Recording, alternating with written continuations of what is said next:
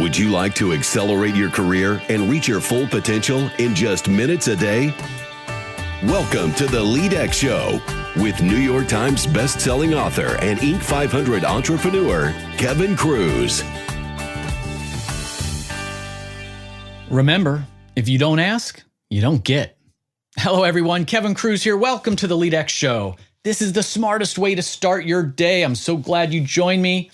And don't forget, tell your friends, especially your friends who are managers, they need to visit leadx.org, where we offer a free training video every single day on things like how to run effective meetings, how to get to inbox zero. Who doesn't want to get to inbox zero? How to fix your open door policy. You know it's broken, and so much more. Now, today I talked to an executive coach and I asked her what's it like working with the legendary Marshall Goldsmith, her advice for making the shift from an individual contributor to manager, and our challenge of the day, which is based on her failure story, is to ask for something that you know you will get rejected. Be bold.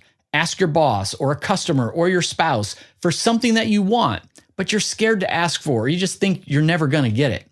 Even if you don't get it, you'll be strengthening your professional courage muscle and building some resiliency. Our quote of the day is, cautious, careful people, always casting about to preserve their reputations, can never effect a reform. Susan B. Anthony. Our guest today is an executive coach who works with startup founders, CEOs, and executive teams on topics like executive presence, influence, and decision-making. She contributes to Forbes, Worth, and was selected as one of the top 100 coaches in the Marshall Goldsmith 100 project, which she talks about in this interview. Our guest is Alisa Cohn. Alisa, welcome to the LEADx Show.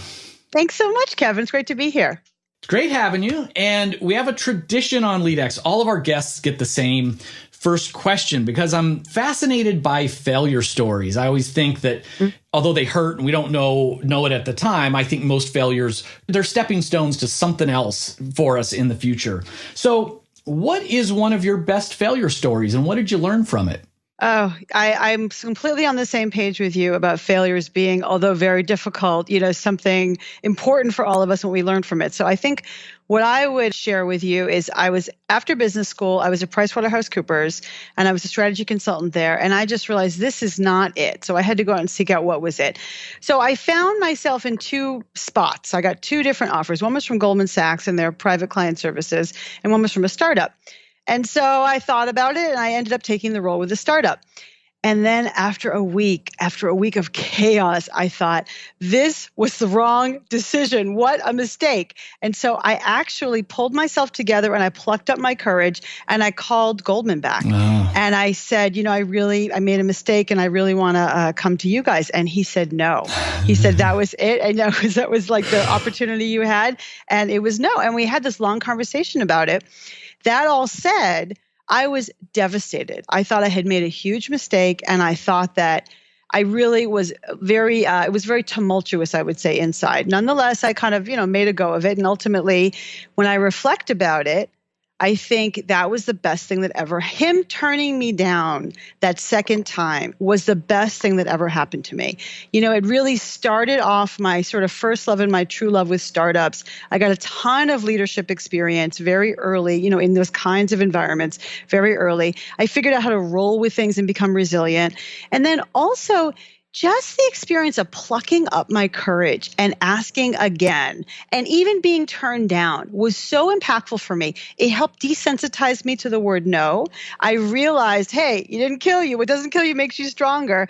And I realized, this is something that my mentor, Marshall Goldsmith, tells me all the time. If you don't ask, you don't get. And so I kind of saw a lot of that and I reflect on that and I realized it was a very great experience, although extremely painful at the time. And the last thing I want to say is in that conversation that we had, it was like neon for me. In that conversation we had, he said two things to me. He said, part of the best reason that I thought you'd be good at this job, and we were having a nice conversation. He wasn't making me feel bad, but he was saying part of the reason is because you did stand-up comedy, which I had done back in my early days in Boston. And he said, that was going to be the best training for you for this job. And the other thing he said to me was, Alisa, you have a superpower that you can sort of organize things the way that you want them to be. And you can really talk your way into different environments. And that was a great takeaway from that conversation, even though it ultimately ended with the word no. Wow, so much good stuff in there. And I love this. If you don't ask, you don't get. And yet, you said you asked, got rejected. I didn't know your story was going in that direction, but you said, you got stuff from that. You plucked up the courage to ask, to call back. Yeah. And you didn't get exactly what you wanted, but you're like, okay, that didn't hurt. I survived, and you got other things from it. And this is almost on a personal note, stand-up comedy. So the first thing that's for our listeners is it's interesting to me that something that doesn't look specifically work-related was come back. And, you don't have to do all the normal steps to get into this career path, banking, no less. And I'm wondering, though, we were talking before we were on the air about our mutual friend, Dory Clark. And I know Dory's been experimenting with stand-up comedy in the last year. That's right. So that's just another coincidence between the two of you? Yeah, it's a total coincidence. It's a complete coincidence. And, she even forget. I'll sometimes say in a group like, oh, yeah, I did comedy back in the day in Boston. And she kind of forgets that. And, it's difficult. Dory's actually, I think, embraced it a lot more than I did. For me, it was a time in my life that I just thought I've got to do something that's going to scare me. And I thought of two things. I thought I'm going to take flying lessons or I'm going to do stand-up comedy. And I picked comedy. It was sort of cheaper and more accessible in the end. And I spent about a year in doing comedy in Boston, and it was really awful, actually. It was really, really, really hard. But again, I imagine, right, that you've learned lessons and it developed you in ways that you remember and can lean on even now. Without a doubt. And one thing I remember vividly that I take in my job now as an executive coach and as a facilitator is keep going. Keep going. There was a moment where I was in the middle of facilitating something and I literally forgot where I was. Someone asked me a question or pointed out a flaw. And I thought, the next time this happens, I'm going to just keep going. And I thought, wait, I could keep going right now. And that's what I ended up doing. And it's a very useful skill to have to be to do things on your feet. I wanted to see Dory. She just launched she's been on the show twice, so listeners will know who we're talking about. And she just launched her last book. And I thought it was clever. Her launch party was at a comedy club. And I know she did a set at the end. And I wanted to go so badly, both to support her and to see her set. But I'm still wondering what her material is about. I'll have to catch it. Yeah. Yeah, in that particular one, she actually was able to do, I think, more intellectual jokes because of the crowd there. I was really up to speed. She made a joke about Ray Dalio, as far as I can tell. Yeah, that one probably didn't go over very well with the regular stand-up crowd. Exactly. So in the spirit of giving more advice, what would you tell someone who is just making that move from being an individual contributor to a manager? They're now a first-time manager. Oh, yes. It's such a sort of the rite of passage. First thing I would say is get ready. It's a humbling experience, and get ready to have been great at something and getting a lot of kudos for being great at something and suddenly not being so great about it, being kind of awkward and like all, gangly arms and elbows and knees. And then I would also say that as an individual contributor, you are primed and you expect that all your achievement is going to come through your results. And that's normal. As a manager, you have to shift your mindset so that you have to realize that all of your results or a lot of your results are going to come through the results of others. And so your achievement is measured in the results of others.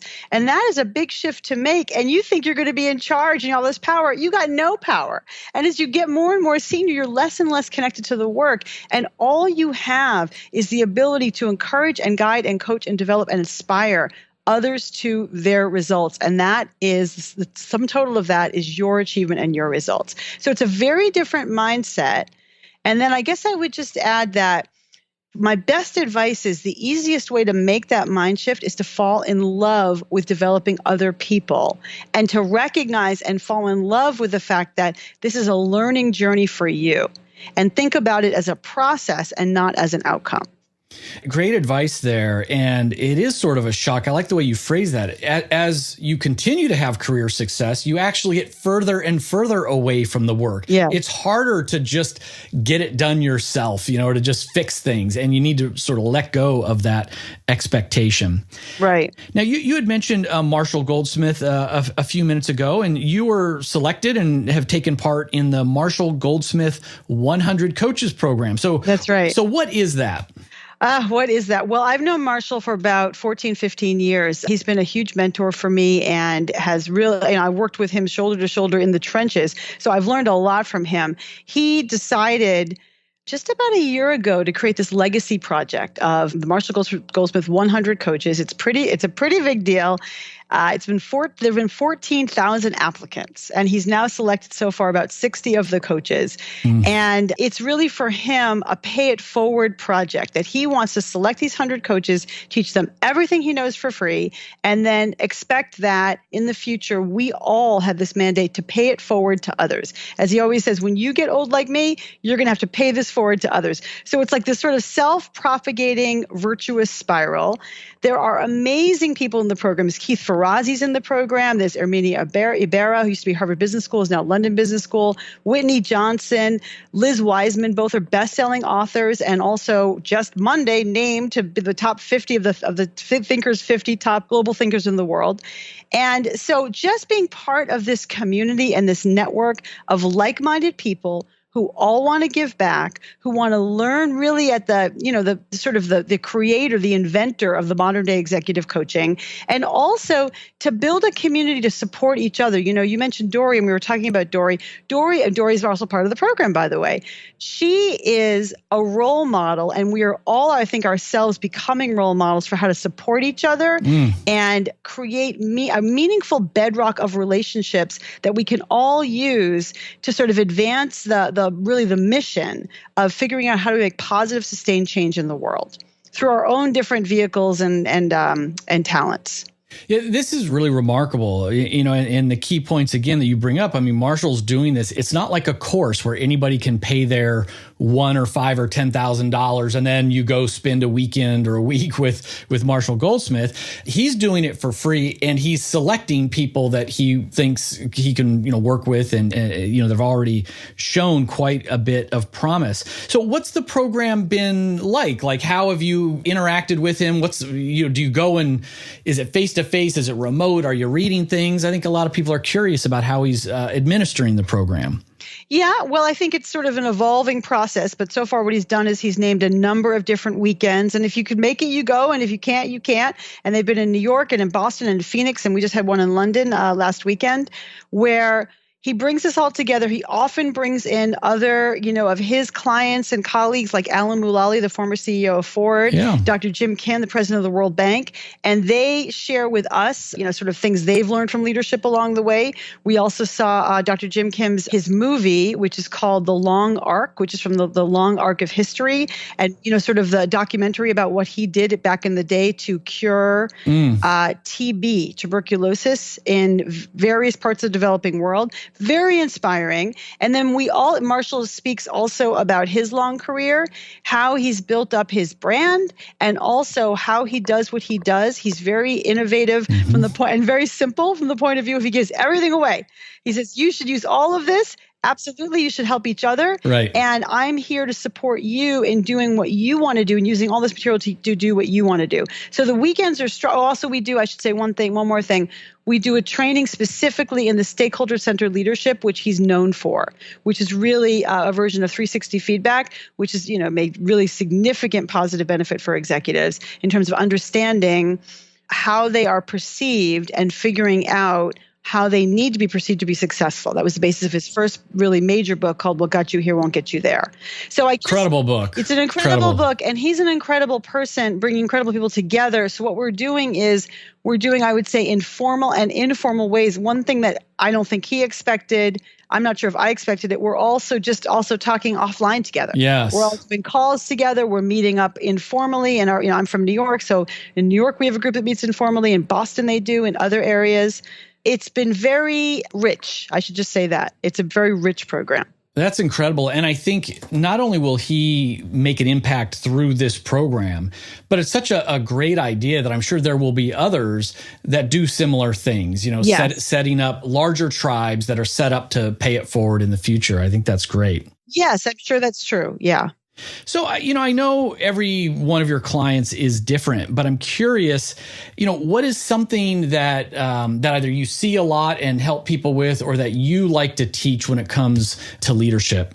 Well, I think it's along what we were just talking about. When you're a leader, you have to realize that your suggestions come across as orders. And so you have to be very mindful about what you say and what you do and how you come across. Because when you're coming from the top, you feel like, oh, I'm just me. But in fact, you're very much the role of the CEO or the role of the leader. And then the other thing I would say is that it's your mandate to make sure the pictures in your head are communicated to the pictures in everybody else's head and sort of the employees around you.